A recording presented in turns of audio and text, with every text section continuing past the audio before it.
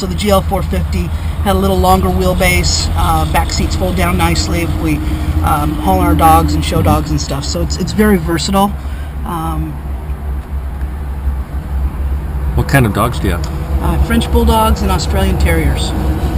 Yeah. Actually, Gil's actually let me come down and we do competitive obedience training.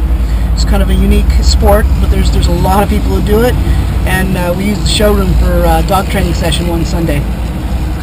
So that was kind of fun. It was a great different venue for them to practice in. Yeah. So very friendly. I mean, what car dealership's going to let you bring your dog in and do dog training in their showroom floor? I mean, it was entertaining for them and good for us.